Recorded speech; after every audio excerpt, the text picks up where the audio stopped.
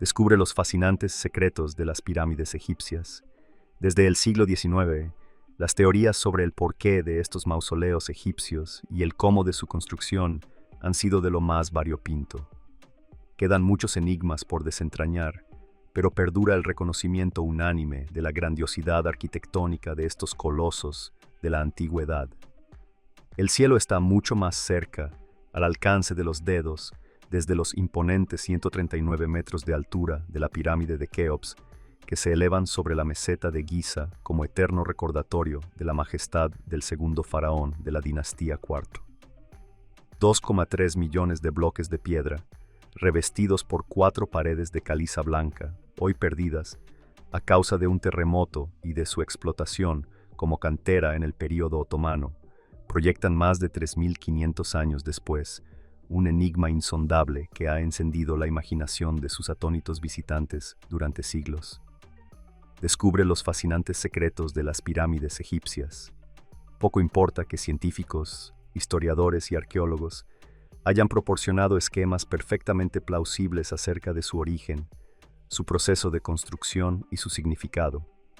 Teorías a cual más peregrina, que implican a ingenieros extraterrestres y superhombres y elucubran sobre dimensiones paralelas, siguen llenando horas y páginas de historia-ficción estériles y delirantes, recogidas en documentales y libros que, por principio, cuestionan el genio arquitectónico de los antiguos egipcios, alimentando mitos esotéricos sin ningún fundamento. Desde los zigurats mesopotámicos hasta las pirámides templo precolombinas, pasando por mausoleos proyectados hacia el cielo como el del primer emperador de China, Qin Shi Huang, todas estas edificaciones sintetizan la espontánea predilección de múltiples civilizaciones por los gigantes de piedra piramidales, así como su excepcional audacia constructora, que suplía la falta de medios con la prodigiosa habilidad de sus geniales creadores. Una moda arquitectónica no pasajera, pero fue sobre todo en Egipto, donde estas singulares estructuras cristalizaron como un icono de la civilización que las hizo posibles. Y su eclosión como el modelo de sepultura regia por antonomasia, cabe recordar que en muchas otras civilizaciones las pirámides tenían fines culturales, pero no eran lugares de enterramiento. Tiene contornos históricos muy definidos y muy poco de misterio. La pirámide como estructura sepulcral tiene sus orígenes en el siglo XXVII y en el transcurso de la dinastía III, pero a pesar de que tradicionalmente se asocian, por la monumentalidad de sus más destacados ejemplos, al Imperio Antiguo, en realidad continuaron construyéndose, en una escala mucho más modesta y sin demasiada continuidad, hasta bien entrado el milenio ante Cristo, muchos siglos después. El período de esplendor de las tumbas piramidales se extendió entre las dinastías III y VII, esto es, hasta el último cuarto del siglo XIV a.C. No se trató, en modo alguno, de una moda arquitectónica espontánea. Muy especialmente durante las dinastías III y IV, Egipto atravesó un período de prosperidad excepcional, de estabilidad política y territorial, que tendió a fortalecer progresivamente la figura del faraón como cabeza del Estado. Mediador entre lo humano y lo divino, el monarca era el delegado de los dioses en la tierra. La suya era una majestad sagrada, y esa autoridad que trascendía ampliamente la frontera del gobierno de las cosas mundanas, tenía que tener forzosamente un eco en el más allá. Cuidados del cuerpo del faraón. Los antiguos egipcios creían firmemente que, al morir, el faraón de turno se transformaba en Osiris, dios de los muertos, y que una parte de su espíritu, el Ka, permanecía en el cuerpo del monarca difunto. Por ese motivo era tan extremadamente importante para los antiguos egipcios el preservar el cadáver del faraón en las mejores condiciones posibles y en una morada a la altura de lo que había sido en vida y aún era parcialmente todavía, a través de su cuerpo sin vida después de la muerte. Los restos mortales momificados del faraón encontraron el mejor acomodo posible en estos colosales mausoleos, donde la eternidad sería testigo por los siglos de su grandeza, con una expresión arquitectónica que ilustra, mejor que ningún otro elemento, el excepcional poder y el grado de prosperidad de los reinados de Sócer, Keops, Kefren o Micerino.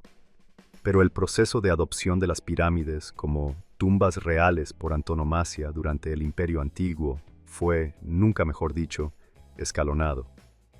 Desde los albores de la era dinástica, a comienzos del tercer milenio Nayantisto, los egipcios pensaron que sus reyes debían acomodarse, al morir, en sepulturas que estuvieran a la altura de su majestad.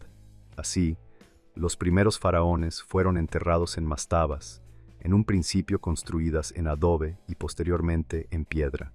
Estas estructuras rectangulares con forma tronco piramidal son las verdaderas precursoras de las pirámides. Pero lo cierto es que la primera pirámide de la que tenemos constancia, la del faraón Zoser, fue un proyecto experimental que fue rediseñándose sobre la marcha. El inicio de la era de las pirámides. Un experimento, con todo, que estaba a punto de revolucionar la historia de la arquitectura. La de Zoser no es solo la primera pirámide del antiguo Egipto, es también el monumento pétreo a gran escala más antiguo que se conserva. Su diseño fue obra de un polímata excepcional, Imhotep, el primer arquitecto con nombre propio del que tenemos constancia documental. Su proyecto se concibió a una escala inédita y su ambiciosa ejecución es, sin lugar a dudas, uno de los grandes logros arquitectónicos de la historia de la humanidad. Se trataba, en realidad, de una reinterpretación, a tamaño colosal, de la tradicional mastaba. De hecho, la pirámide de Zoser no es otra cosa que 6 mastabas superpuestas de tamaño decreciente, que se elevan hasta los 62 metros por encima del suelo. La era de las pirámides acababa de iniciarse. Compleja red de infraestructuras. La construcción de un monumento funerario de estas características pone en evidencia la madurez del Estado egipcio, su capacidad para movilizar los recursos humanos y materiales necesarios para la ejecución de un proyecto así, lo que delata una exitosa burocratización y unos niveles de especialización profesional enormemente sofisticados. La excavación en los últimos años del puerto de Giza, que habría sido el lugar de desembarco de recursos materiales, suministros y obreros implicados en la erección de las pirámides de la dinastía IV, así como del asentamiento ubicado en las cercanías de la pirámide de Micerino, que alojaba a oficiales, soldados y albañiles en un espacio perfectamente jerarquizado, conformando una auténtica ciudad en la que residían la mano de obra y los responsables de las obras, pone de manifiesto la extraordinaria capacidad del antiguo Egipto para utilizar recursos y erigir la compleja red de infraestructuras imprescindible para abordar una empresa de esta magnitud. El experimento de Zoser creó tendencia. Sus dos sucesores, Seyemjet y Jaba, se embarcaron, el primero con la supervisión del propio Imhotep, en la construcción de sendas pirámides que quedaron inacabadas.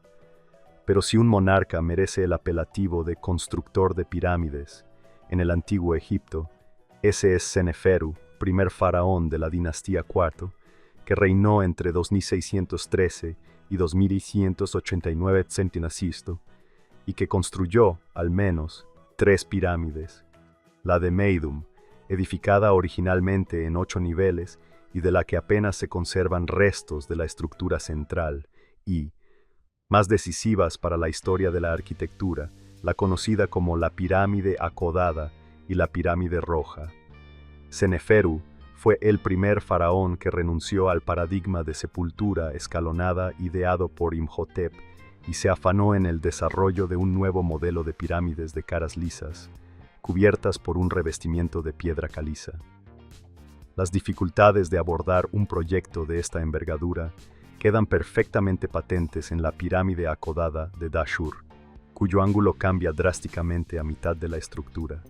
Es más que probable que, en mitad de su construcción, los arquitectos se dieran cuenta de que el edificio no aguantaría en pie y que estaba condenado a derrumbarse por su propio peso, razón por la que decidieron corregir la inclinación de las caras construyendo así una pirámide más baja de lo inicialmente previsto.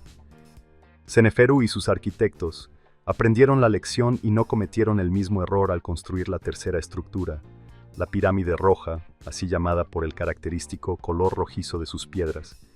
la primera gran pirámide de caras lisas de la dinastía 4, que serviría de modelo para las tres grandes pirámides de Giza, construidas por su hijo Keops y por Kefren y Miserino.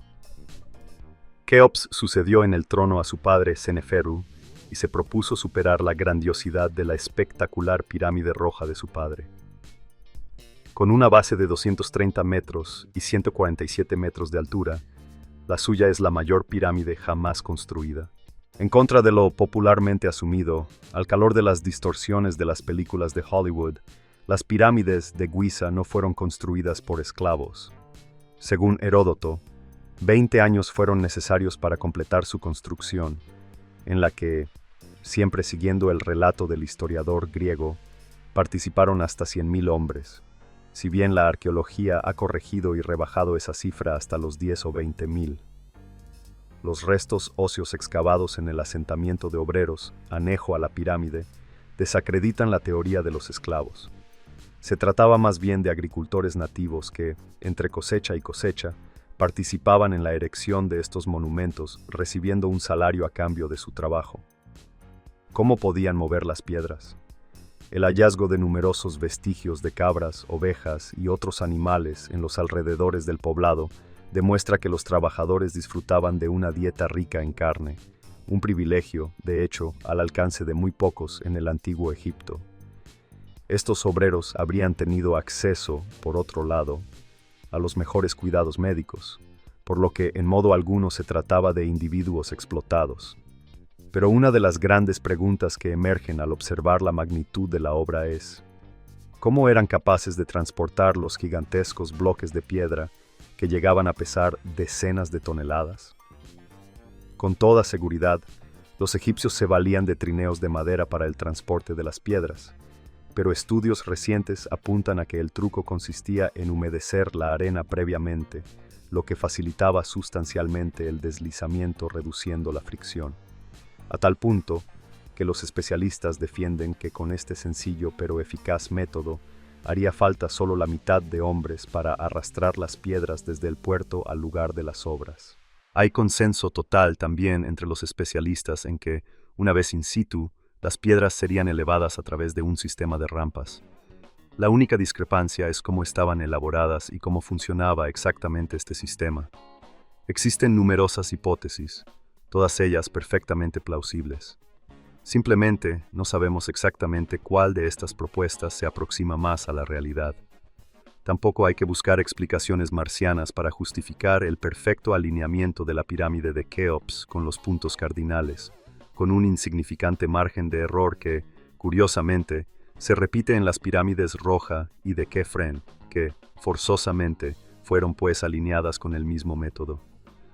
Un reciente estudio llevado a cabo por el arqueólogo e ingeniero Glenn Dash demuestra que, con toda probabilidad, el sistema utilizado fue una rudimentaria estaca de madera y la observación de las posiciones de la sombra que ésta proyectaba a lo largo de la jornada durante el equinoccio de otoño.